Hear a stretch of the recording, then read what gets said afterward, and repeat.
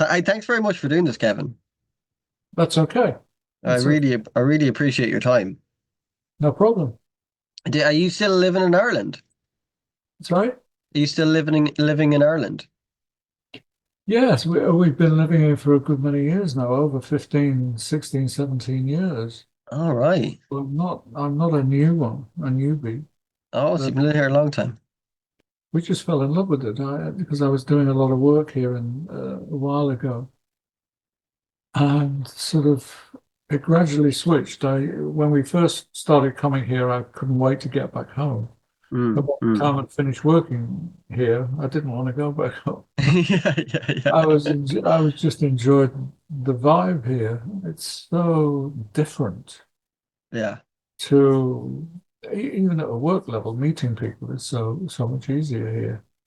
Um, and I always say this, but it's true to a degree. It's sort of going back to London now to do anything is like Blade Runner in comparison. Man, yeah. It Man, really yeah. is. I was there a few weeks ago. It's just crazy, dude. It's too much. It's like everybody's in some kind of a panic. Yeah. You can't quite pin it down, but there's something. Yeah. Like I'm from like a tiny village and living in cities was always a bit weird for me because I live in Dublin. Because we Yeah, walk around and we say, "Hey, how are you doing?" Even if you don't know somebody, you kind of go, "How are you?" yeah, And like in cities, it's like if you say hello to someone, they want to stab you. It's weird. yeah. It's a different vibe. It's a different That's vibe. right. I mean, I noticed that when I was driving around when we first moved here, people were going, "Fuck are you?" I don't know you. But they was just being friendly, which was Yeah, fun. yeah, yeah. It's just a thing. You Like know. it's just a very Irish kind of. Even us thanking the bus drivers. I remember like people like, "Why are you thanking the bus driver for?" It's like, "Why are you doing? Yeah, thank the bus driver." It's just I don't know. It's just a thing we do. Yeah. Yeah. Remember I was on the dart once, minding my own business, and a guy who'd obviously been in a fight and been to a hospital because he was on crutches, he was in plaster, his face was all cut up, Right. had a black eye and he was bleeding. He sat down opposite me and said, "You're right," and started a conversation with me. I was like, As you do. hey, which okay, that was kind of that was great. I like that. That's mad. That's mad. No Right, filters. it was funny randomly last night. I was just going through videos on YouTube and I love the Beatles. So Real Love came up and I was like, oh, that's a cool video. And I was like, I wonder who did that video. I never knew you did that video until last night. I was Yes, like, oh, wow, that's an amazing, I love that video. It's great. that was an honor Yeah, to I can do. imagine. How'd you get involved in doing that? Was it just Apple asked you or was it? Paul called me up and asked me if I'd be interested in doing it because they'd done Wow. some. The previous single that they'd released was a big conceptual thing, Yeah. very complicated and very expensive. And they wanted to do something a little more real that was about the sessions that led to the tracks coming out. Um, yeah, I thought about it for about half a second and said yes. Um, and the brief was to essentially use footage that had been shot of the sessions and any other imagery that seemed relevant to them as people and the song itself. That Mm. was kind of a dream brief. The part with the piano, how did you do? Was that actually, did you actually use a real piano? It was like over the Thames, I think it was. No, it was built specially. I think it was partially a real piano. It was the Uh, sort of shape of a real piano, that's for sure. right. It was weighted in a particular way so that when it fell from the crane, it didn't rotate or fall. It just fell exactly. So it was weighted in a particular way. Uh, and there were a few things that we did like that, but not too many because I wanted it to be more about them. Uh, and the reality of the sessions, I've kind of felt people would like to see that more than anything. The other things was just punctuation. Right, right. I get you. Yeah, it kind of goes so well with the kind of message of the video because it's kind of them as couples and all that kind of stuff, and just them as the band and everything. I think it worked really well. I think so. I enjoyed doing it. It was lovely. I mean, we got to do things I never I never thought I'd be able to do, like put something up on the big screen in Piccadilly Wow. Wow. That's cool, man. and I'd get to actually hold the Sergeant Pepper costumes and stuff like that. Wow. I mean, you said you're a big Beatles fan. Yeah. Obviously, I'm a big Beatles. That's my era. I grew up when all that was kicking off. Yeah. And people like me, we didn't give a shit about the politicians. It was they were the leaders. If a UFO landed and I said, "Take me to your leader," it would have been Yeah. that. You know, it was. That's what it was like. How old are you? I'm 39. Okay, Yeah. I missed all that. you're born too late, mate. Yeah, Yeah. My friends, I have loads of friends who are older. Like I have a friend, Phil Brown, he was an engineer. And, yeah, I'd be always telling him like, oh man, all those stories he just tells me from like engineering Zeppelin and stuff like that. And I just missed everything because my time was, we started on DAWs and stuff like that. I never did tape and all that kind of stuff. And do you like recording on a DAW as opposed to tape? Because there's certain things like tape just gives you that sound that yeah, a computer's so clinical. yeah. It's well, everything's changed so radically. Mm. But back then, it felt like the lunatics were running the asylum for a while. Well, they were really, because the business had been so entrenched in working in a particular way that the business side of music, and they didn't get it. Yeah. And, and what was magical about it? No, I don't think any band before had made a decision to pursue the art of making music, um, like the Beatles did, because that no one had become as powerful as the Beatles and as popular as the Beatles Mm. before. The only person, I guess, was Elvis, but he didn't have the inclination to do that. Yeah, Whereas yeah. they came from a kind of background which stirred them to sort of follow their own muse. And we were all ready for that. I was at art college during that period of time, so I was steeped in that need to push forward, forget all the shit that's gone before. There's something new was opening up, and they were kind of leading the way. Other artists are coming out of the woodwork, you know, all over England. There was Dylan was creating a whole different way of approaching music. It was just a great time to be part of something, even if you didn't quite understand what it was. Yeah. It was probably was it like everything? Because when I look back on it, I'm looking back on it, I wasn't there. But there's something, even me looking back on it, there was a vibe that I get that I just, it's like that it's like everything seems possible, if that makes sense. Definitely, definitely. And it was really strange. I remember one day, I think Pepper had just been released, and I'd driven home for the weekend from college, and I came back on Monday, and it was almost like the college hadn't shut down, but it had changed. And in every department in the college, in photography, in printmaking, in sculpture, in painting, in graphic design, in typography, no one was working. They were all listening to a different track on Wow. Pepper Wow. and studying the gatefold sleeve, the lyrics. They were, because at the time it was revolutionary. Yeah. This wasn't pop music. This was something way ahead of the curve. Yeah. Yeah. Yeah. And it was, you walked through the college, you heard. Well, it sounded like Revolution Number Nine, because with all the tracks playing at once in Yeah. rooms Yeah. Yeah. 10 feet away from each Yeah. other. I'll never forget that. It was quite illuminating, the power that they kind of unleashed, not just their own, but the desire of people, particularly in our colleges, to not to join in necessarily, but to find their own voice. Yeah. Even me, like being a lot, growing up in the 90s, I remember hearing when I was like 16 or something, I heard.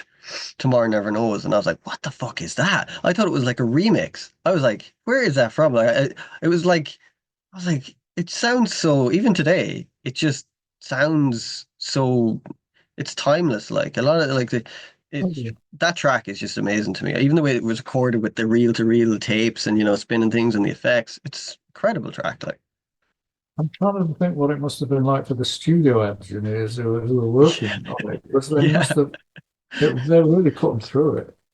I Mm, mean, they're doing things that shouldn't be done with that equipment, you know, yeah. and creating the sort of a template for where a recording would go, or what this room was. It's people used to say, recording, looking at a desk, a recording console, multi-track recording console.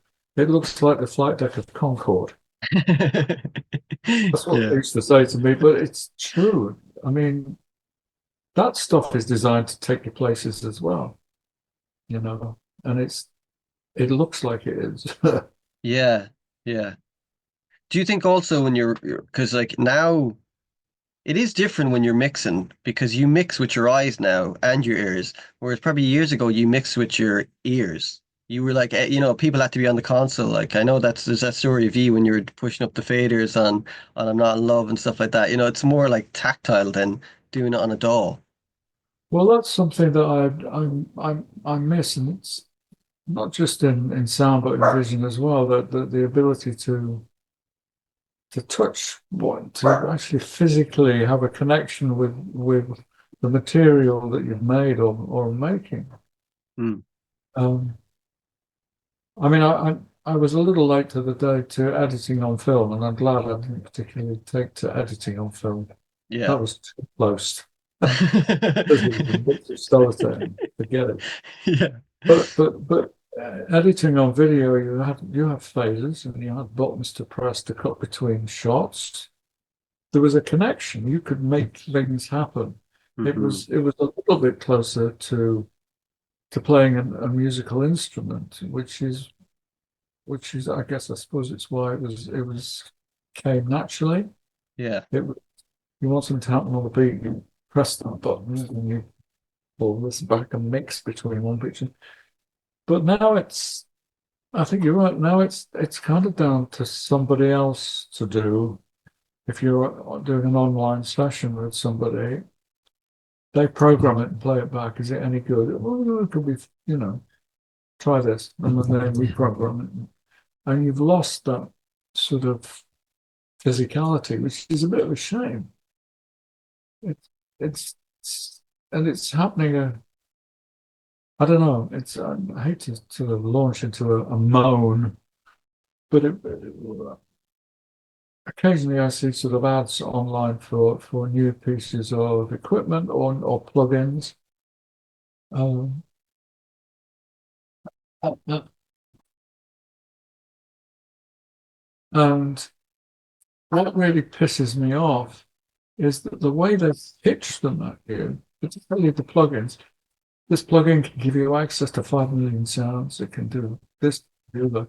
And not only can it do that, but you can do it quicker, more efficiently, and you can write a song and record it in 20 minutes and have a hit record.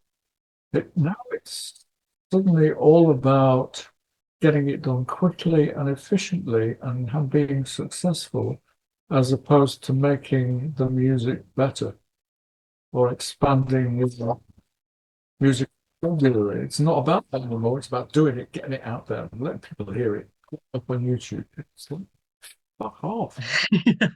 Slow down. Yeah. Come up I with think, things that allow you to make better music. yeah. That's kind of disappearing. Yeah, for sure.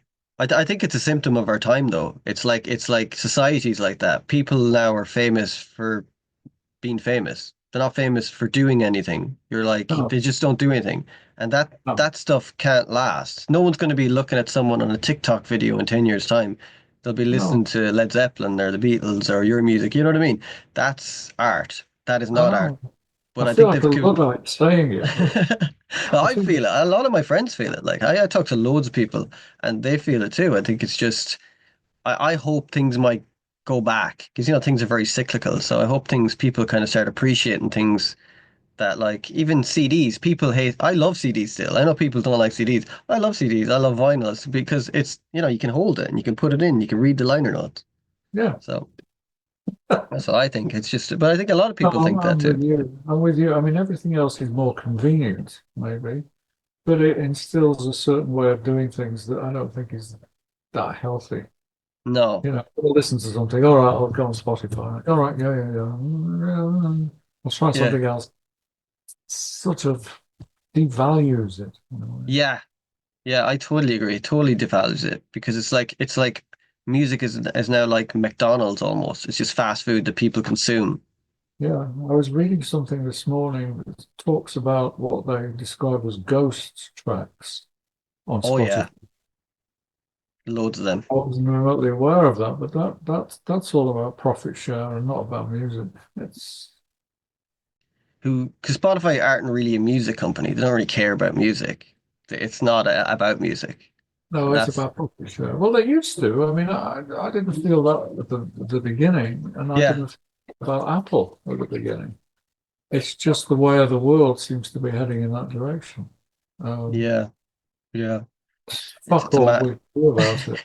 it's a mad one, like, it's just a mad one. How do you find kind of coming from that world of like where records were a big thing and all that thing, to this kind of new world of everything's like it's Spotify is where your music's pushed.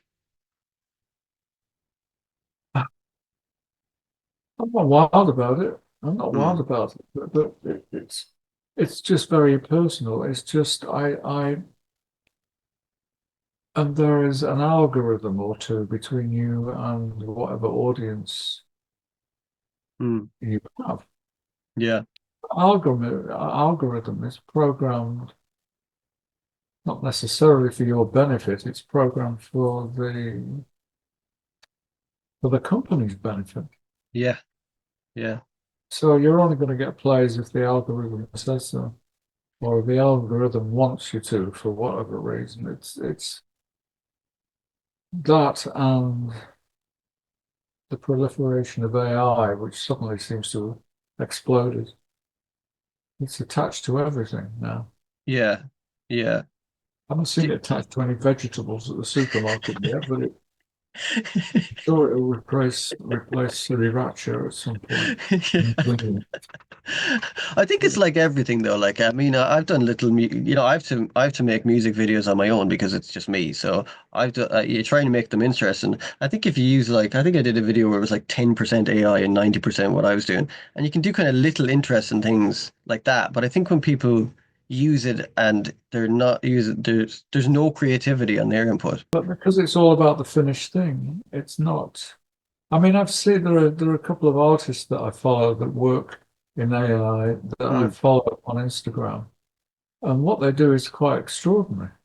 They've sort of marshaled that technology and have started creating interesting things with it. But I guess the thing that worries me more than anything is, and this will percolate into advertising. It's already percolating into video production. They Hmm. don't have to shoot anymore. They don't have to work with a pain in the ass director anymore. They don't have to work with a band anymore. Just do it Yeah. with AI, fucking hell. But it's the thing where an artist or the person who has to come up with an idea and then has to use AI to create the idea, he's turning into a kind of a manager who is briefing something to create his vision. He's not doing it himself or herself. He's will that person lose the ability to do it?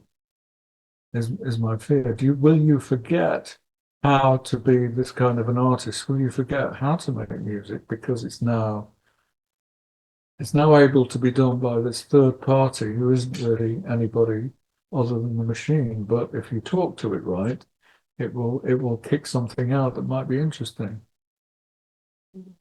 Will you forget to be a human? And will the next generation of people automatically go to AI to become an artist?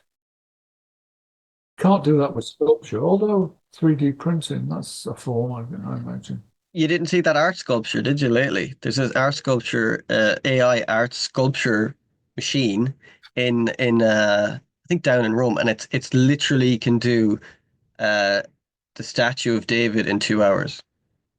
Wow. I mean, And I'd be interested in it looks fucking it insane. up. I'd give it instructions and then tap in something else. And it's in the middle of it. But of course, I won't be able to do that. Yeah, They'll yeah, prevent that. I mean, that's the God-given mistake will be something that's lost. I yeah, mean, something the Beatles liked. The fact that you did something wrong and unexpected, that was like the seed of something else. yeah, yeah. Um, Was there was wow, that will not be allowed. was there stuff in when you your music that you mistakes that you made and you were like, oh, that was totally cool, and just that it added something that because nowadays Yeah, you would just cut that out. Was there songs in particular that you were like, oh wow, that was a mistake and we just left that in? yeah, all the Yeah, time. really? Yeah, All the time. You say something, you sing the wrong lyric, or you hit a bum note, or when you're playing drums, you hit a something wrong, or it's the wrong tempo and you forgot what to do. The drum fill is something that just came and you didn't think about it, but it's quite interesting. So let's leave that. It's yeah, human. yeah, yeah. Those human things are much better. Sorry about that. It's all right, man.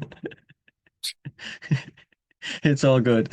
Yeah, yeah, the human aspect of anything is better. Like we're it's the mistakes that make like if you had two AIs playing a tennis match, that would suck because they both can't make a mistake. It's kind of the mistakes that make a tennis match good because then it creates tension and stuff like that. I think Yeah, everything in life. if everything was perfect, you know the outcome pretty much. Yeah. Something I never want to do in anything that I start, if it be a piece of music or a video. Obviously I've got some kind of idea, but I don't want to know what it's going to be like. I prefer that it's better than what I thought it was going to be like, or different to what it's going to be like, because I like to get lost in the process and of discovery. Yeah. Yeah. And that's the buzz. That's the thrill for making stuff. Mm. Not it's going to look exactly like this. So all I've got to do is get from A to Z. I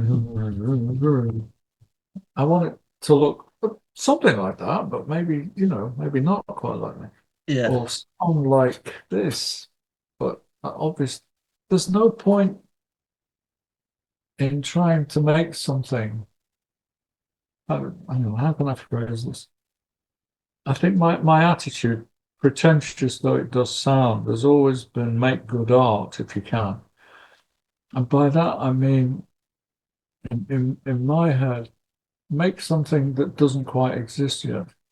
Mm. Because if it exists already, 9 times out of 10, it would have been made by someone who could do that particular thing better than you. That's why that exists. Yeah. So always, if you can, without being too contrived about it, try and come up with something that is you, that is just about you, the way you think, the way you feel, and what you want to make. Don't try and make it like the Beatles. Don't try and make it, which I think all musical artists do at the beginning of their career.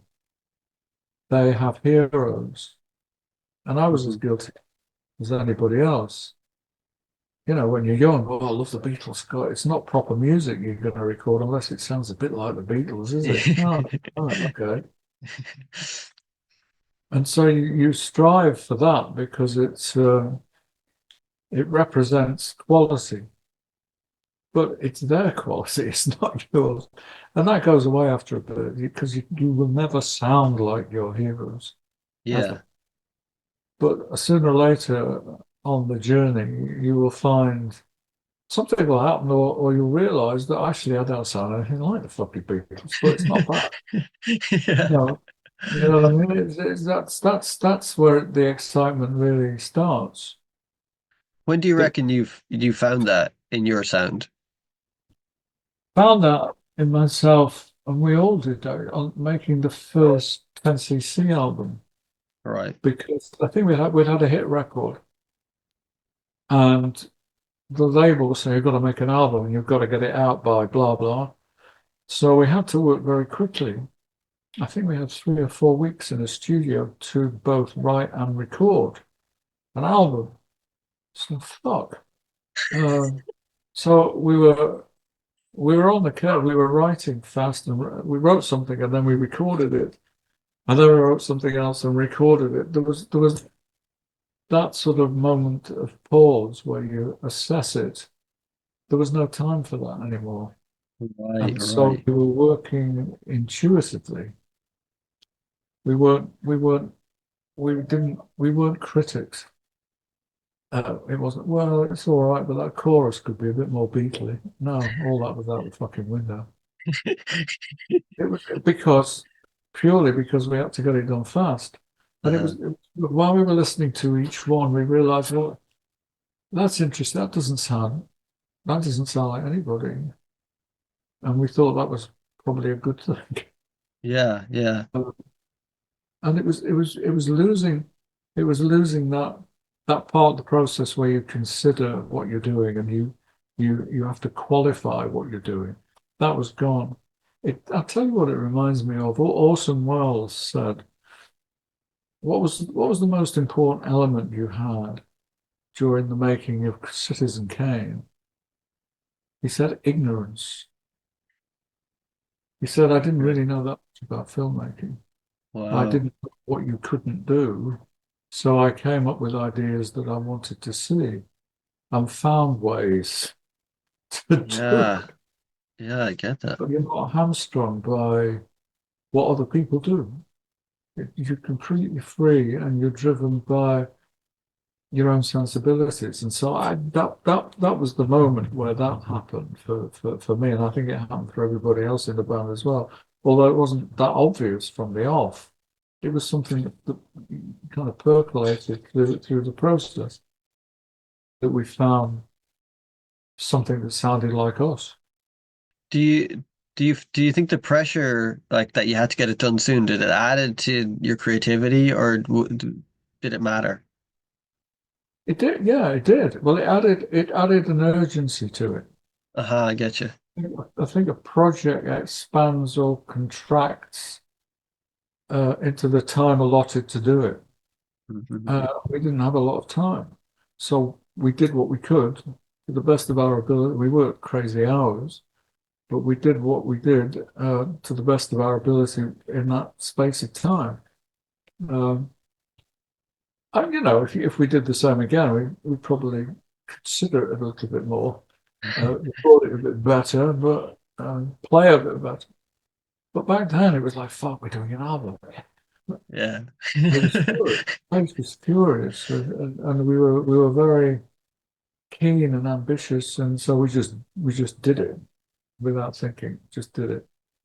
But the part of our brain that was each of us that delivered whatever it was that we delivered at that time delivered, Yeah. uh, and it did its job, you know. Do you remember the first time you heard yourself on the radio? Yeah, What was that? Like, is it like a memory that burn or can you remember is it vividly or it was amazing. I think me and Lowell were at a music festival. We yeah. weren't playing. We were just two punters at the festival. Right, right. Midlands, I forget when it was. We just decided to go to a weekend festival that was on, and we were in a tent. And we woke up in the morning, and everyone had their radios on all around us, and it was playing a record that we had out. There's a band called Hot Legs at the time. It's called Neanderthal Man. And we woke up, and I'm lying there going, "Ugh, I know that. What the fuck is that?" And it was us, and it was coming from all these radios around us at the same time. It was a magical moment. It Wow. really was. That's cool, man. Wow. That is cool. What was it when you I didn't when hear you it on started getting one radio. I heard it on about 200 radios at the same time.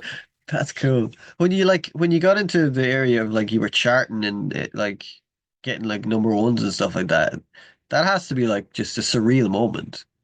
It just When must I'm be working, something when you got to the point and you were getting number one records and stuff like that. It must be like a surreal moment to reach that point in your career. yeah, but by then Or were you kind of used to it? Like, does it become like just you normal? do, you do get used to it, and so it's everything you do that was maybe a thrill 4 months ago is still rather good, Yeah. but you're sort of a bit more serious about it now because now the deeper you get into your career, the more responsibilities you accrue. Uh, Unfortunately, oh, we've got to have an album out in 6 months, and we're going on tour, and so we've got to knuckle down and write. What initially started out as fun has become a career. I don't think that we I get you.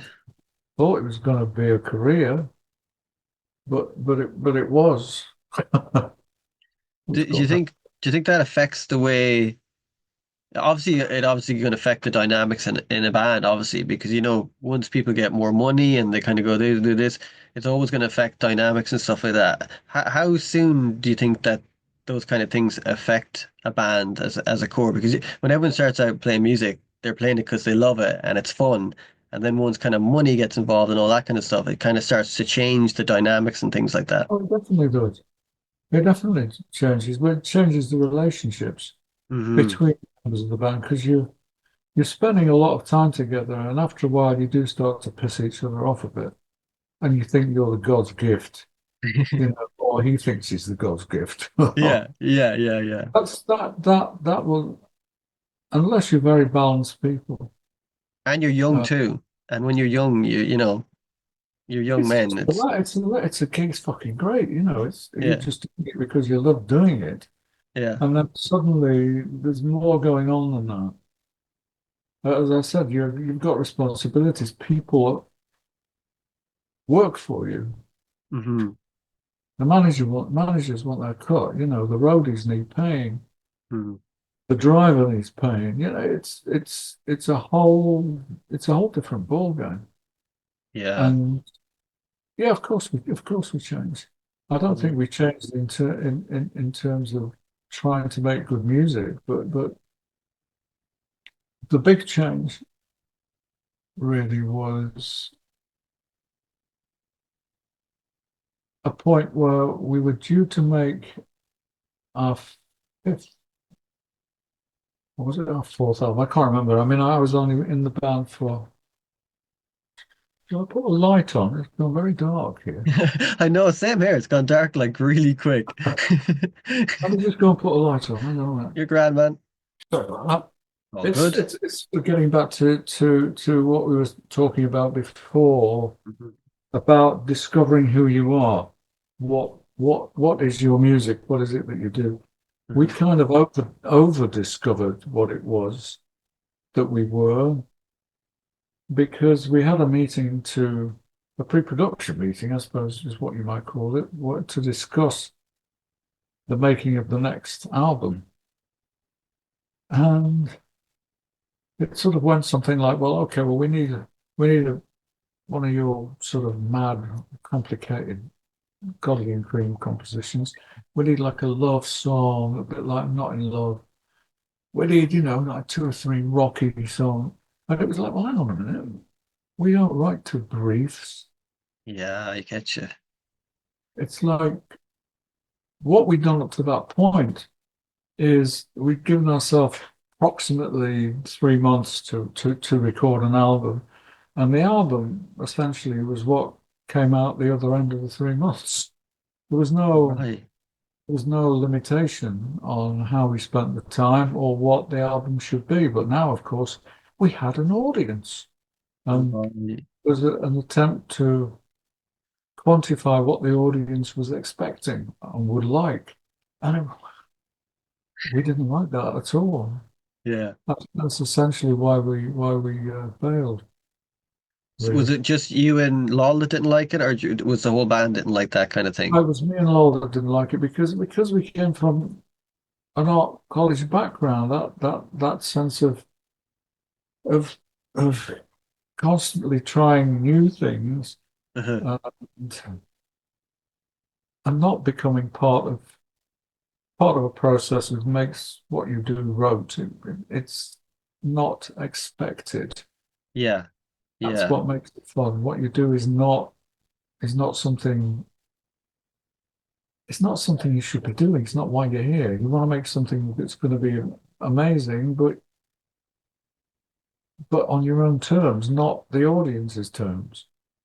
Yeah, I don't get how people like want a band to do one album that they love and then want the next one to sound like the exact album they just created. Like I just don't understand that. I Well, always love I bands that do. just I do. I kind of do because if you're an audience, you're not necessarily an artist, but and there's something okay, I about get you. a group of people do, and you want Yeah. more. Yeah. You Okay, I understand get you. that. Yeah. But in the end, but nothing moves forward if that applies across the board, does it? I Mm, mean, the audience, the public didn't want Bob Dylan, they didn't want the Beatles, but they fucking got them. And they only got them because they existed and did uh-huh. what they did. If those two entities just listened to what the audience wanted, then you would have got nothing. Yeah. And you get, audience, public can be idiots sometimes. You know, they just take what they can, they just listen and they take what they give them. But it's kind of our job to give them something special if we can, and hope that they like that as well. Do you think that like I think I definitely think, and maybe I'm wrong, but I think like people in radio and people, that have put playlists together and stuff like that, I think in some ways they actually underestimate the audience. Like they won't like this. And if we go back to the Beatles, it's like the Beatles came out with psychedelic music and still were making like sold shitloads of records and stuff like that. Now they're the Beatles, I know that. But I mean I just think sometimes they underestimate the audience, like people in radio and stuff like that. I could be wrong. Executives Yeah, underestimate the audience yeah. across the board in film and the music and the art.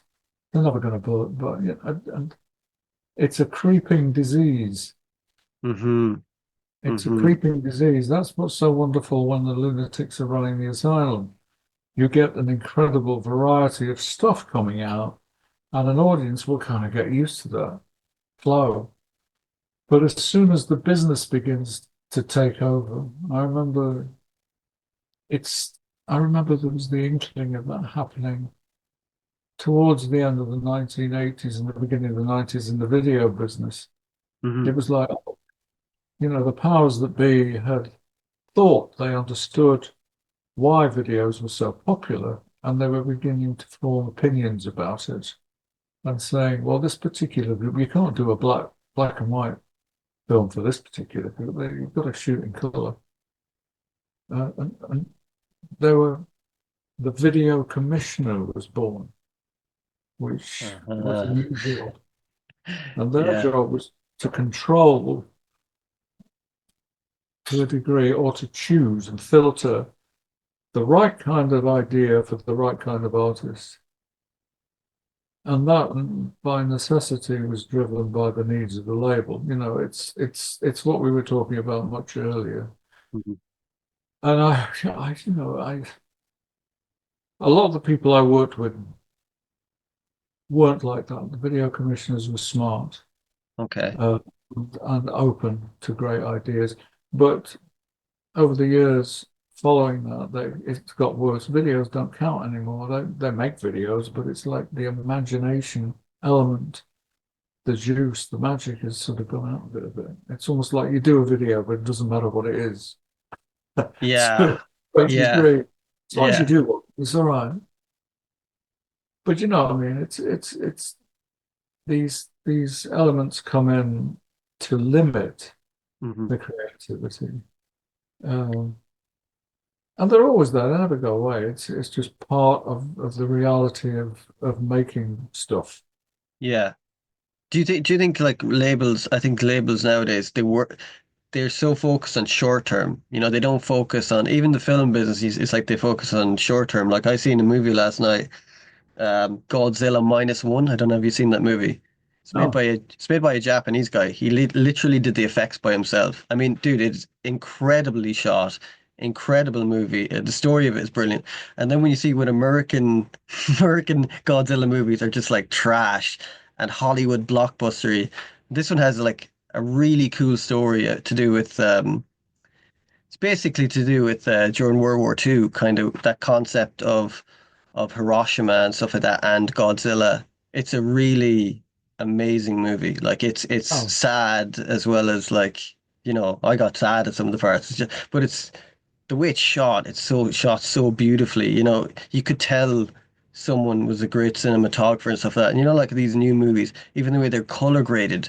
I hate the way movies are color graded now. It's like everything's like super dark and super. They all look similar, but yeah, it's a fantastic movie. I think. it's just brilliant. I mean, when you were talking about that, I was thinking of Keanu Strazzi, which was amazing when it came out.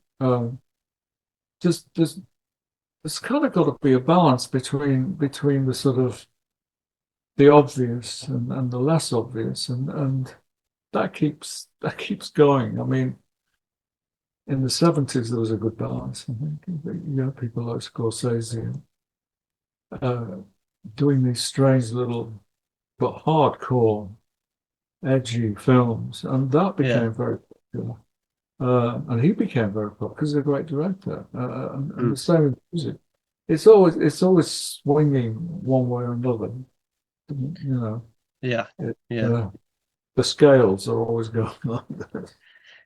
Are And I you suppose making it has to, because if it doesn't go bad, it can't go good again. That's true. That's true. Are you making a movie? I read this. Like it could be just internet stuff. I hope I But am. is it I about hope I am. Orson Welles? Is it the one about Orson Welles in Ireland? Yeah. Oh wow. That is interesting. I'm not making it yet. Yeah. I've written a script, and Wow. I'm going through the difficult process of trying to raise money and casting it. Hmm. But everybody who's read it seems to think it's a good script, and not many people know that he spent time in Ireland. Yeah, I didn't have a clue. I didn't have a clue. That's the first time I heard of it.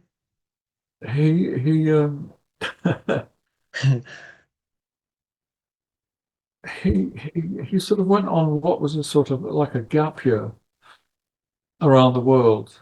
Um, What year was this now? Sorry, Sorry, what year did he go around? Like to the gap year? What year was it? 1930-ish. Oh right. Wow. He was 16, apparently. Forgot the exact year. I think it was 1930 or 1932. Uh, he went around the world, I think, um, and he'd been around the world with his dad and his mum and his parents.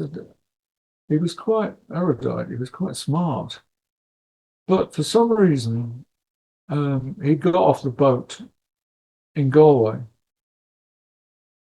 and he rented a horse and cart, a donkey and cart, and travelled around the West Country painting.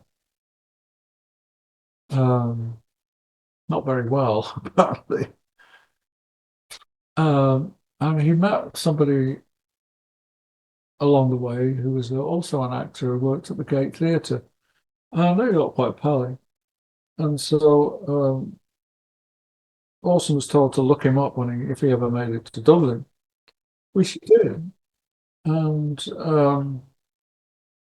this chap managed to get him in to see a play at the Gate Theatre and a party afterwards, where he approached the two guys that ran the theatre, um, Michael McLeamore and Hilton Edwards, probably the only openly gay couple in Ireland at the time, and bullshitted them into believing that he was 18 years old and already a star on the New York stage.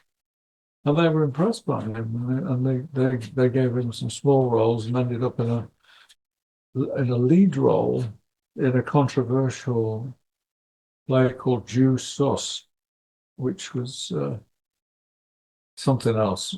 Not really an anti-Semitic play at all, but it figures largely in the film that I'm doing.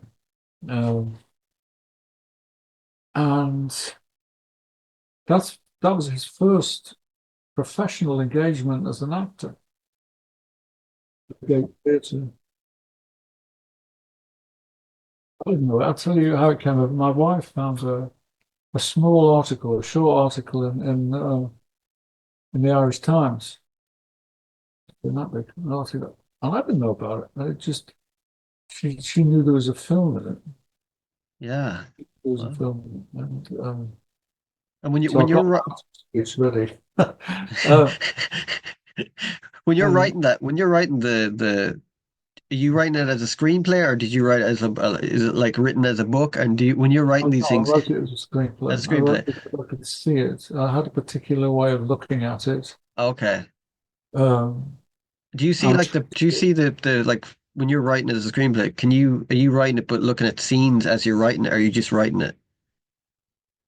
I didn't know how to write a screenplay particularly well, but I understood why it has to be written like that. I was Okay. just writing, started off writing and writing, all hours. And like writing anything, I was looking for the key. Like writing a song, you're always looking for the key, and that doesn't necessarily mean the chorus. It could Yeah. be just the way you say something, or something happens that tells you that's the key. And I don't mean A flat, I mean Hmm. the key Yeah. to what you're trying to do. And I found that key after a while and just worked around the key that what I wanted to do. I think I've come up with a pretty good script. I mean, making a film, the process will change, obviously. It won't, we won't stick to it exactly. It'll all be down to who is playing each part, and things will change. There will be the odd God-given mistake, Yeah. hopefully, Yeah. probably many. Yeah. Um, but yeah, that's something that I hope to do in the next couple of years. And there's another low-budget film that I co-wrote with a friend of mine, Adrian Devoy, the journalist, that we wrote ages ago, which just seems now even more pertinent than ever. It's about the television industry. Um, so I have two films, one called When the Treetops Glisten and one called The Gate that Oh, I cool. do. And I've Cool. also got a musical. I'm getting involved in video games. You name it. You're busy. They're releasing an 11 CD box set of Godley and Cream music in the new year. I didn't realize we'd recorded that much, but apparently we have. Are you involved with curating stuff like that, CD box sets and stuff like that? Am I into it, did you say? Are you involved with curating it? No, No? it's everything. There's nothing to curate. It wasn't one of those. I mean, they've done it before, and I designed the cover for it. Hmm. Uh, but it wasn't everything. This was everything we ever threw at the wall musically after leaving 10cc in Oh, wow. order. So the curation was what it was. And there's no filter. Okay. There's no choose this one or that one. It's all that album, all that album, all that, and so on and so forth. Everything we ever did. So I can't see anything coming past it. Yeah. Is there stuff that you heard on stuff like that and then you were like, oh, totally forgot we did that. Is there any of those moments or like little demos and stuff that you totally forgotten that you did? No. No, you remember everything. Wow. Wow. Well, there was something that was released, I think it was a couple of years ago, called Frap Juice Days, which is based on the fact that me and Lowell were briefly a duo called Thrab Joy and the Runcible Spoon. Interesting Uh, name. yeah, no, it's, um, And some of those recordings, they'd gathered together demos and real recordings that we'd done as that particular duo and released it, and it was quite did reasonably well, I think. Mm. Um, but those were all the stuff you're talking about. Those are the sort of the lost bits Yeah. uh, that kind of showed a little bit of promise till we Yeah. knew what. I mean, sometimes the stuff you do when you don't know what you're doing is even better than the stuff you Yeah. do. And it was that was the case with some of this. Yeah. But no, it's all out there. At least the godly and cream stuff is all out there now, or will be in the new year. That's cool. Wow. That's on vinyl and CD, is it? I don't know if it's on vinyl. It's definitely on CD. Your favorite? No, I like both. I like both, they're both good. I like Maybe listening to a for the lot of glasses. jazz. I have a lot of jazz on vinyl. I love listening to jazz on vinyl because it's just something, maybe because it was That's right. recorded, Yeah, that Blue just, Note and the all those, album covers. man, those Yeah, Blue Note reissues are unbelievable. Like, Jesus, yeah. like some of them, like Donald Byrd. I love Horse Silver, just all those records, like Song for My That Father. was my first love. Jazz was my first love, modern Really, jazz. yeah? Oh yeah, yeah, yeah. College, I was soaking it up. Definitely. Really, yeah. What records were kind of, Thelonious Monk. oh, Monk, yeah, man. Yeah. Wow, Monk. And me, I love Mingus too, and Bill Evans. I think Bill Evans just had just the touch that he had on the piano. It just, Magic. oh, total magic. Like just Yeah, Art Blakey and the Jazz Messengers. I think that was the first jazz album I bought, Art Blakey and the Jazz Messengers. really, yeah. Wow, that's cool. Yeah, there's so much. Were they so records wise when you were younger? What were like big records for you that kind of informed you to be a musician? Well, jazz initially, Hmm. jazz got me playing drums. Ah, And, okay. me and Law Cream we used to show up at parties, with little amp guitar and a set of drums, or maybe three drums, and play Yeah. at parties just for the crack. Cool. Um, but then I think probably the stuff that I really loved was Motown and Stax. So You know, good. So good. Motown was more pop, but fantastic pop, and the rhythm sections were always incredibly impressive. Yeah. Uh, James Jamerson. Stax, you know. I wasn't hugely into, early blues. I wasn't into that as much as those two pillars of sound. That was it for me. Yeah, yeah. Motown's amazing, man. Jeez, man. I love Marvin Gaye's What's Going On. I still think it's one of the best records ever Yeah. made. It's like the Motown Pet Sounds, I always say. It's just amazing. There was that going on as well, but the staple diet was Motown and Stax, I think more than anybody else. Um, Did you see that Stax documentary that came out lately? yeah, It I was really did. good. It was really good, wasn't it? Really good. It was really good. And there was also one on Motown, I think, and where they took you into the studio, Yeah. which was tiny. It's tiny. Yeah. And they're all Started beside each with other, toilet. playing like, No, it was just unbelievable. It had magic. Ah, but those records, extraordinary. I mean, you'd yeah, never heard bass like that. You never heard drums like that on anything until they started hitting the airwaves. Wonderful stuff. yeah, just amazing. Like your record, the I'm Not in Love, that single. When you recorded all those vocals, like how long did it take you to stack all those? Like it must have took you forever to do that. On Like which track? I'm not in I'm Not in love. Love, all that stacking of the choir-esque Uh, vocals. a while. I read somebody, I think Eric said it took 3 weeks. I don't know if it did take 3 weeks. It's Wow, a hell of a long time to sing, isn't it? It took a jeez, while, and I think, but it was worth it in the end. that sounds When we incredible. when we actually Sounds got it incredible. back onto the multi-track and started playing the desk like a keyboard, Yeah. I was, what the fuck is this? But it really was. It was like, because until we started combining them all, Mm, making chords of them and feeding one chord into another, it, we didn't know really what we were doing. It just sounded like the smart way to go about it. Um, and boy, it was, it doesn't happen that often, but occasionally there are a series of recording sessions where everything you do works. okay. And that was one of them, except, of course, the first time we recorded the song, which was crap, which is why we did it this way in the first place. Yeah. But everything we tried, even adding musical boxes swinging around our heads at the end, added some fairy dust to it, It doesn't happen very often. Yeah. We had something. We knew it was a bit long, but we knew we had something and it was uneditable. You can't, the voices never paused. So there was Oh, no, yes. uh, Ah, but yeah, that's amazing. cool.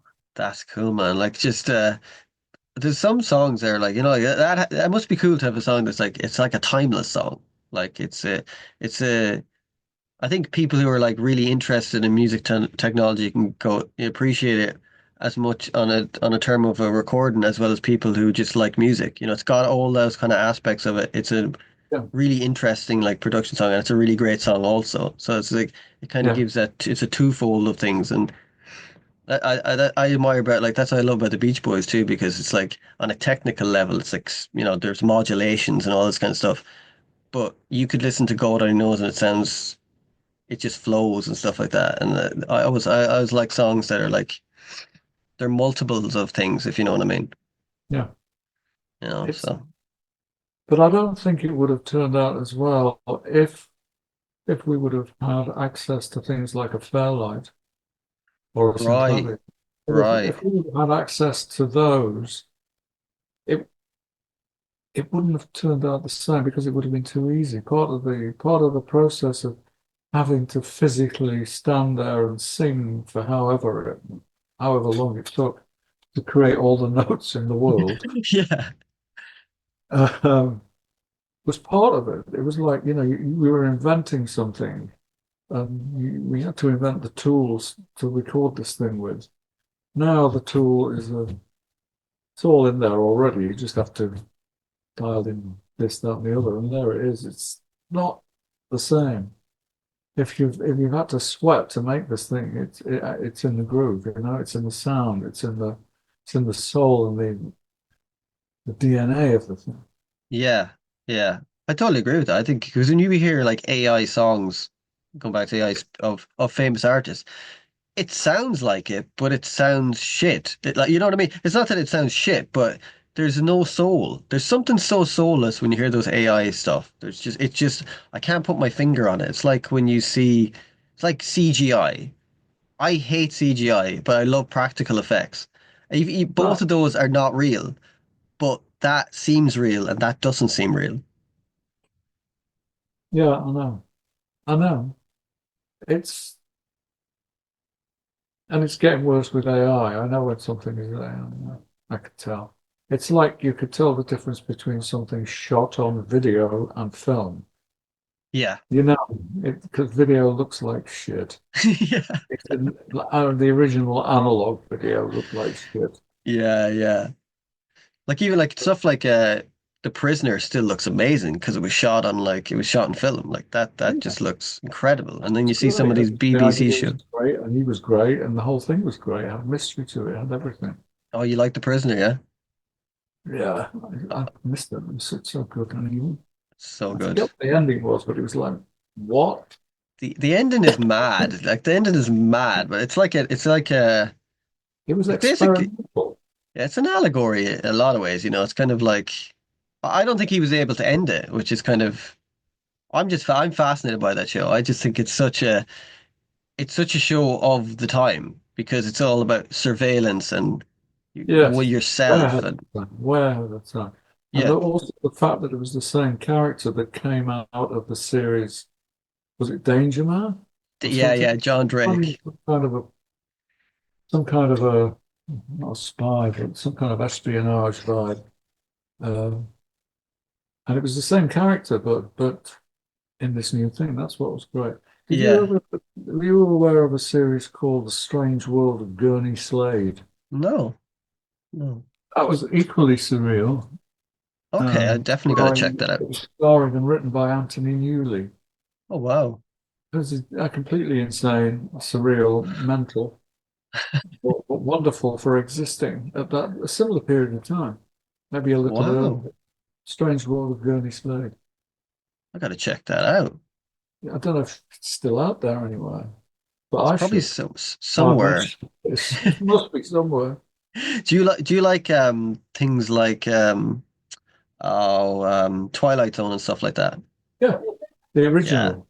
Yeah, the Yeah. original. Have you seen the Night Gallery? You know, that one that he did afterwards. No, It's interesting. the ones from that period that I like more than anything were the Quatermass Oh ones. yeah, man. Scared the shit out of me though. Really, yeah. Quatermass of the Pit. Quatermass 2. Oh, Yeah, by Quatermass is the cool. idea, they were brilliant. The Yeah, films were quite as good as the series, but yeah, they were amazing. I mean, yeah. everyone was pushing the envelope back there. Everyone was trying stuff. Yeah, Not sci-fi was so good back then. Like I love like Foundation and stuff like that and all those kind of books and ideas. But I wonder, maybe just me thinking, but I think phones have done something to our brains that is not good because I noticed myself, I don't know you the same, but my attention span, like sometimes I'm watching a movie and I'm going, my brain tells me I should look at my phone. I'm like, why do I need to look at my phone? Whereas you used to you just watch don't. a movie. And I You think it's don't. done something to our brains. It's because you won't look at your phone in case you're missing something. Yeah, yeah. And you're not really. No, Just fuck no, all no, that. You won't know. And no. I mean, all right, so I'm looking at my emails. My emails today, and this is really starting to annoy me. Hmm. Emails. Um, Airmail. Larry David's dinner party tip. Who gives a shit? Guardian, become a Guardian supporter. Why? Vivavi, which is an edit function. Don't miss out. Always be up to speed. No. The Telegraph. Get even more from your Telegraph. I just want to read the paper. You know, and you go on and on. In other words, oh, here we are. Your 3 months of Spotify. Fuck off. It, back in the day, if I wanted to know something, I'd find a way of finding it. I don't want it rammed down my throat. Why are you sending me this shit? Yeah. I don't care. I don't want to know what Argentina's favorite pizza is. Don't give a damn. Why are you sending me this? What are you trying to hook me into something that I'm not really interested in at all? That is driving me. I find that probably the most annoying thing. But I am a sucker for Instagram because there is a little magnifying glass at the bottom. If you go on Instagram, you tap that, it'll take you to some more interesting stuff if you go on Instagram at all. But it's that, it's a wave, it's a tsunami of garbage coming at you. And in Yeah, amongst some yeah, interesting, it's harder and harder to find it. yeah. Because I think our brains, it's like even when you go on, well, I don't have Netflix, but the idea of Netflix is like there's too much choice. It's like our brains can't handle too much choice, and you end up making no choices. And I think it's kind of the same with music. When you have infinite choices, you tend to make no choices because you have so much choices. You can go back the next day and edit that drum. Whereas if you had a tape or if you before automation, you'd have to kind of do start everything again. It's like I think That's that why buying it was a good idea because you have to make an effort. You have yeah. to spend a bit of money and you have to go and get it from a shop. Mm, So I bought it. I better listen to this because there was a reason why I bought it. Now there's no reason. There's no. You just pressing buttons and hoping that something interesting will happen. And then less and less interesting things happen. yeah. And tell you more and more how interesting it really is. Yeah, yeah. I think the internet is such a weird thing because we have the wealth of knowledge of everything that's kind of basically ever created. And what most people do is post pictures of themselves. And it's like I I don't kind of understand the concept of that. I'm like, Mhm. there's so much knowledge and it's, Why do I have to be? I go and see something amazing, at a museum or an art gallery or something. Uh, why do I have to be in the fucking picture? I want to photograph it. Why? I know what I look like. It's stupid. It's really stupid. I know. I'm kind of glad that I'm old. This is a good time to be old because you can live up to, what people expect an elderly person to be. It can be grumpy, drive things off, which is probably what we did and how we viewed our parents when they said that's cool music. But things are changing so rapidly and not necessarily may turn out fine in the end. But it's a funny old world at the moment, that's for sure. I hope I know it says it's the hope that kills it, but I like to think that, I don't know, everything is kind of cyclical, so it might go back to some semblance of goodness. I think people are going to start getting sick of, because look at Hollywood as a great example. No one is going to these movies anymore. Well, first off, they're shit. And secondly, it's like every movie is based around superheroes. You've killed the well of like interesting things with superheroes. And what's going to I mean, happen there is, are good movies, but they overkill it. yeah, yeah, The that's it. last the last Mission Impossible movie was okay, Mm, but showing that stunt over and over again, which is an amazing stunt. mm. But kind of, yeah, but save it a bit. Yeah, yeah. And I do think, I know we're talking about AI. I think AI is going to completely destroy the industry because it's going to get to a point where people can literally go, why do I need someone to make a movie for me when I can give a prompt to this AI and then that can make a movie for me? I think that's where it's going to go. I Not think not so. now, but I think eventually that's where it's going to go.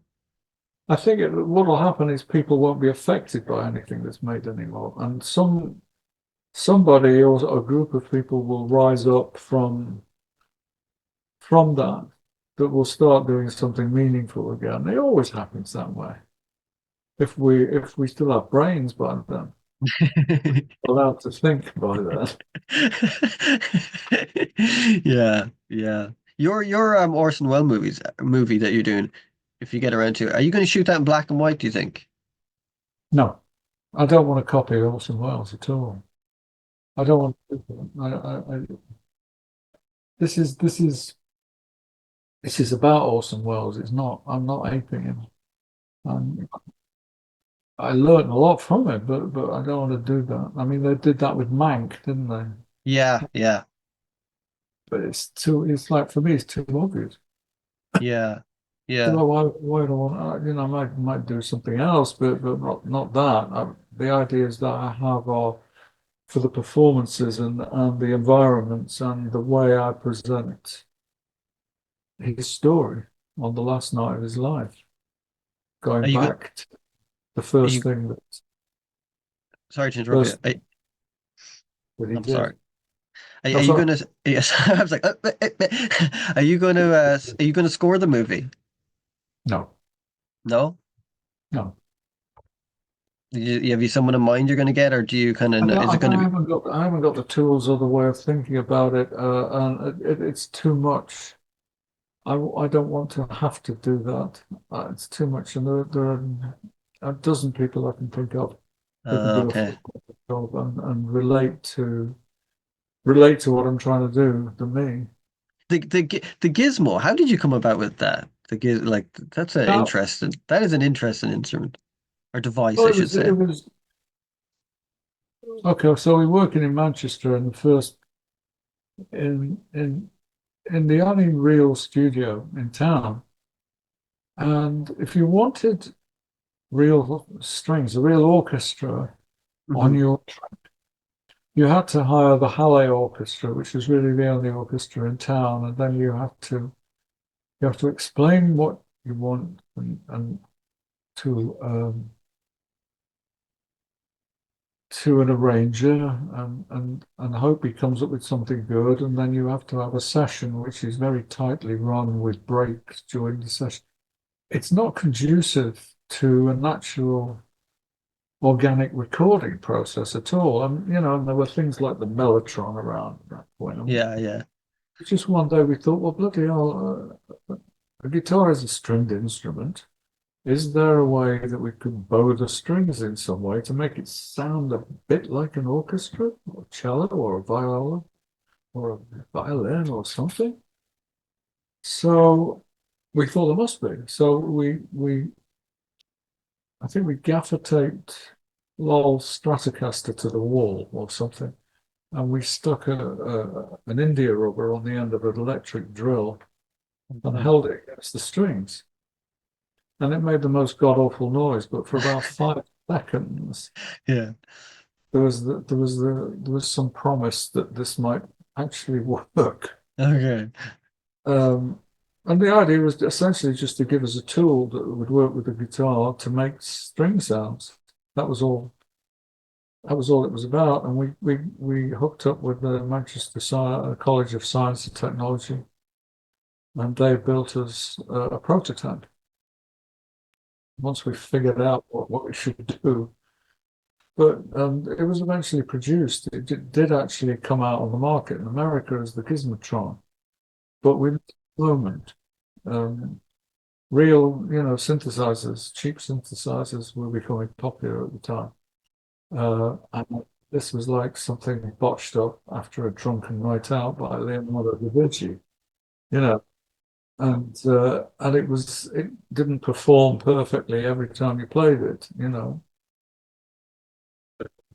had to be very delicately set up and didn't travel well, essentially. So, but it did the job for what we made it for. Have you still got one? I've got a new one. Oh, There's a right. company in America making them now, but with more contemporary materials, so it doesn't fall off. It actually it's more reliable than it ever was. It's still very much of a specialist item though. Yeah. It's interesting. I've seen pictures of it. I've never tried them, but I've seen pictures of it. That's kind of cool. Like there's an Ebo. I don't know if you ever used an Ebo. There's something it's like, No, it works in a different way. Ebo actually enhances the feedback or the length of a note electronically, whereas okay. ours just strummed Ah, okay. I get strummed you. a series of wheels with little picks on each wheel. So Uh-huh. physically picked each string very, very quickly and never stopped. That's cool, man. Wow. That is interesting. So, but is that the only kind of device you invented, or were you ever going to get into other devices, or can you had enough of just doing that one? I invented an app a good few years ago, around about was it 2014 or something like that. Is that that World One app or World? No, There's something. you're thinking of a film I made called One World, One Voice That's something. on I'm the sorry. Yeah. BBC, and it was sort of like that. It was based on the idea. The app essentially allowed somebody to start a piece of music, both visually and in sound, Uh-huh. up on the app, and then someone could add to it in vision and sound, wherever Okay. the hell they were in the world. And you could get sort of 9 people playing something all at the same time. Now, I've seen Oh, things now where people can do that quite easily, but back then it's quite revolutionary. yeah. Wow. It didn't take off because for a number of reasons, but the main one being that we were too early. I Yeah, think we that's were it, isn't too it? early. Sometimes it's great to be first, sometimes it's second, you know. Yeah. But and it was a shame. The business side weren't as good as they could have been. They didn't understand the music business. Hmm. But the music business, I don't think was quite ready for it. It was an odd period of time for me. But it's one of the things that I was sort of proud of coming up with, of Yeah. conceiving. Yeah, that's a great concept. It's a great idea, isn't it?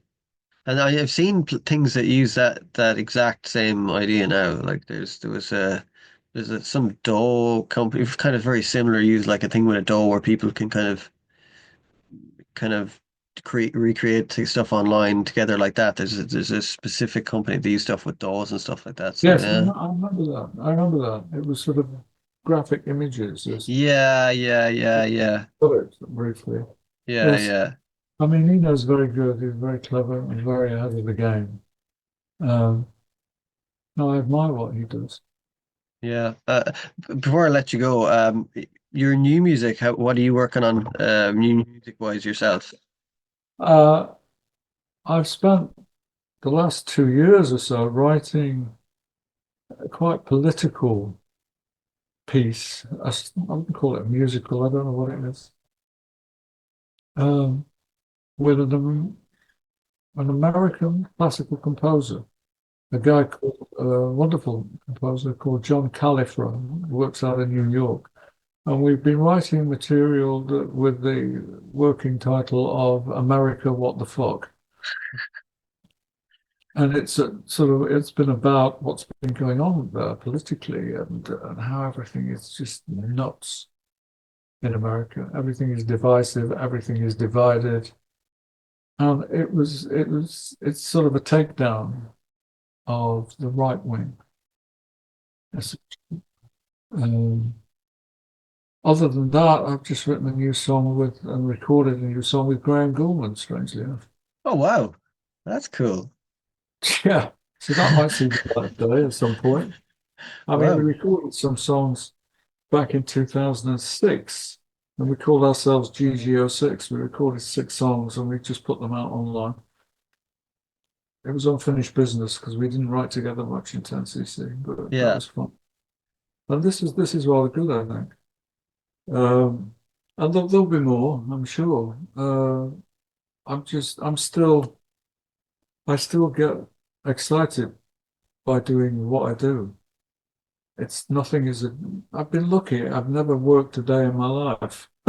It's all been stuff that I've wanted to do. yeah, And not all of it has been successful, and not all of it has changed the world. But I've sort of felt that I've contributed something that works in some way, shape, or form.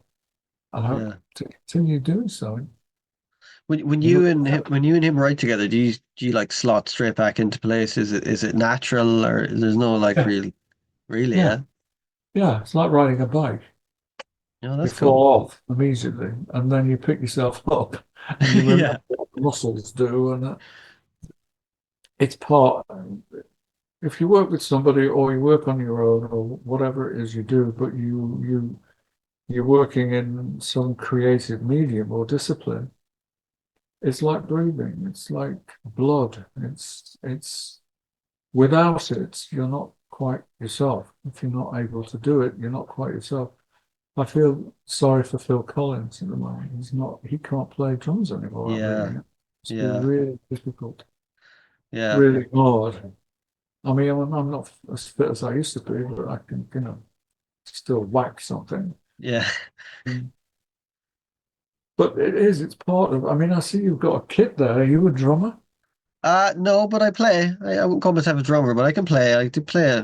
Play a lot of stuff like sitar and guitar and piano Well, and there's nothing like it, is there? no, There's no, no, no. nothing like Uh, that moment where you play something or you hit a chord or something. It's like you've yeah, made that, made yeah. that happen. I would I was never. even I was even saying to my friends that it's like people keep talking about the music business, but music really never started off as a music business. Like, it's not like Bach was out making fucking 20 million euros a year. You know what I mean? It started off as just music, and I think in a cool way. I wouldn't be talking to you if I was making 20 million a year, would I? No, but I mean the concept of music at some point got to be as an industry. And now Yeah. because there is no industry, it's literally you either if you're making music, you're loving music. You're not making it to make money.